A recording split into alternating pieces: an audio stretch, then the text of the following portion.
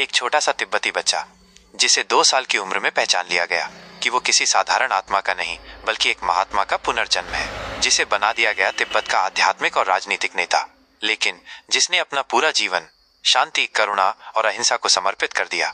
ये कहानी है तेंजिन ग्यात्सो की, यानी 14वें दलाई लामा की, जिसने युद्ध नहीं अहिंसा से दुनिया को जीता। 6 जुलाई 1935 को तिब्बत के पूर्वी हिस्से में स्थित एक छोटे से गांव ताकस्तर में एक साधारण किसान परिवार में एक बालक का जन्म हुआ। उसका नाम रखा गया लामो थोंडुप। उस समय किसी को यह अंदाजा नहीं था कि यह बच्चा तिब्बत के भविष्य का केंद्र बनेगा। तिब्बत में मान्यता है कि जब एक दलाई लामा की मृत्यु होती है तो वो पुनर्जन्म लेकर फिर से लौटते हैं। 1933 में 13वें दलाई लामा की मृत्यु के बाद तिब्बती भिक्षुओं का एक खोजी दल नए दलाई लामा की खोज में निकला। इन्हें एक सपना आया, एक मंदिर, एक झील और उत्तर दिशा में एक गांव, और उसी गांव में उन्होंने लामो थोंडुप को देखा। जब बच्चे से धार्मिक वस्तुएं पहचानने के लिए परीक्षण किए गए तो उसने अपने पूर्व जन्म की सभी वस्तुएं एकदम सही पहचान ली। इस पर उसे 14वां दलाई लामा घोषित किया गया। 4 साल की उम्र में लामो थोंडुप को ल्हासा लाया गया, जहां उन्होंने तेंजिन ग्यात्सो नाम धारण किया। 6 वर्ष की उम्र में उन्होंने पारंपरिक तिब्बती बौद्ध शिक्षा शुरू की। यह शिक्षा कठोर थी। दार्शनिक शास्त्र, धर्म, तर्कशास्त्र, ध्यान और संस्कृत व पाली भाषाएं। उन्होंने धीरे धीरे अपने ज्ञान और अनुशासन से लोगों का विश्वास जीता। चीन ने अचानक तिब्बत पर कब्जा कर लिया। उस समय दलाई लामा की उम्र केवल 15 साल थी, लेकिन परिस्थिति ने उन्हें अचानक एक जिम्मेदार शासक बना दिया। चीनी सेना के सामने तिब्बत की सेना बहुत कमजोर थी। 1951 में 17 बिंदु समझौते पर तिब्बती प्रतिनिधियों ने दबाव में हस्ताक्षर कर दिए। इसमें चीन ने तिब्बत की आंतरिक स्वायत्तता की बात की, पर असल में तिब्बत पर धीरे धीरे चीनी नियंत्रण बढ़ता गया। तिब्बती जनता का धैर्य अब टूट चुका था। 1959 में चीन के खिलाफ व्यापक विद्रोह हुआ।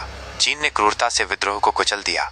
हजारों लोग मारे गए, महिलाएं, बच्चे, बौद्ध भिक्षु, कोई नहीं बचा। जान का खतरा देखते हुए दलाई लामा भेष बदलकर भारत की ओर निकल पड़े। भारी बर्फ, खतरनाक पहाड़ों और जानलेवा रास्तों को पार करते हुए 15 दिन में वे भारत पहुंचे। भारत सरकार ने उन्हें शरण दी और धर्मशाला, हिमाचल प्रदेश में उन्हें रहने की जगह मिली। यहीं से शुरू हुआ दलाई लामा का निर्वासित जीवन। भारत में रहकर दलाई लामा ने एक तिब्बती निर्वासित सरकार की स्थापना की। धर्मशाला को ही लिटिल ल्हासा कहा जाने लगा, जहां आज भी तिब्बत की संस्कृति, धर्म और पहचान जीवित है। उन्होंने हथियार नहीं उठाए, बल्कि महात्मा गांधी से प्रेरणा लेकर अहिंसा को अपना मार्ग बनाया। वे बार बार कहते हैं, तिब्बत को स्वतंत्र देश नहीं बल्कि स्वायत्तता, ऑटोनॉमी चाहिए, ताकि हम अपनी संस्कृति और धर्म की रक्षा कर सकें। उनके संघर्ष और अहिंसात्मक आंदोलन ने पूरी दुनिया को प्रेरित किया। उन्होंने अमेरिका, यूरोप, जापान, ऑस्ट्रेलिया और भारत में तिब्बत की पीड़ा को सबके सामने रखा। 1989 में उन्हें मिला नोबेल शांति पुरस्कार।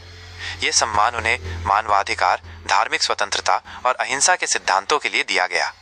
वे संयुक्त राष्ट्र, यूनिवर्सिटीज, धर्म सम्मेलनों और युवाओं के बीच जाकर हर जगह एक ही संदेश देते हैं, शांति, करुणा, सह अस्तित्व। दलाई लामा का मानना है कि असली धर्म मानवता है। अगर आप दूसरों की सेवा नहीं कर सकते तो कम से कम उन्हें कष्ट मत दो। उनकी प्रमुख शिक्षाएं हैं करुणा, अहिंसा, धर्मनिरपेक्ष नैतिकता, सर्वधर्म समभाव, माइंडफुलनेस और ध्यान। उन्होंने कई किताबें लिखी, जैसे the art of happiness, the universe in a single atom, beyond religion. उनकी शिक्षाएं धर्म, विज्ञान और आधुनिक समाज के बीच सेतु बनाती हैं। चीन दलाई लामा को देशद्रोही मानता है। चीन की सरकार ने बार बार भारत और अन्य देशों पर दबाव बनाया कि वे दलाई लामा को मंच न दें, लेकिन भारत ने हमेशा उन्हें सम्मान और सुरक्षा दी। चीन का सबसे बड़ा डर है कि दलाई लामा तिब्बती लोगों की चेतना को जीवित रखे हुए हैं।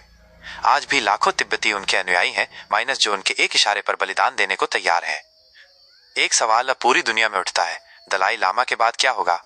दलाई लामा ने कहा है कि पुनर्जन्म की परंपरा जारी रहे या न रहे, यह तिब्बती जनता तय करेगी। चीन ने पहले ही अपना पेट्रिकन दलाई लामा घोषित करने की बात कही है, लेकिन तिब्बती इसे मान्यता नहीं देते। यह संघर्ष अब आध्यात्मिक के साथ साथ राजनीतिक भी बन चुका है। आज तेंजिन ग्यात्सो 90 वर्ष के करीब है। उन्होंने धीरे धीरे राजनीति से हटकर आध्यात्मिकता और वैश्विक चेतना पर ध्यान केंद्रित किया है। वे युवाओं को ध्यान, नैतिकता और शांतिपूर्ण जीवन का संदेश देते हैं। दुनिया के हर कोने में उन्हें शांति दूत, मैसेंजर ऑफ पीस माना जाता है। दलाई लामा की कहानी सिर्फ एक व्यक्ति की नहीं, बल्कि एक पूरी सभ्यता की चेतना की कहानी है। एक ऐसा नेता जिसने सत्ता नहीं, संस्कारों को चुना, जिसने बदले की जगह दया और क्षमा का संदेश दिया और जिसने निर्वासन को भी एक अवसर बना दिया दुनिया को बदलने का। अगर आपको दलाई लामा की यह संघर्ष गाथा प्रेरक लगी हो तो वीडियो को लाइक करें, चैनल को सब्सक्राइब करें और कमेंट में बताएं अगली कहानी किस महापुरुष की होनी चाहिए।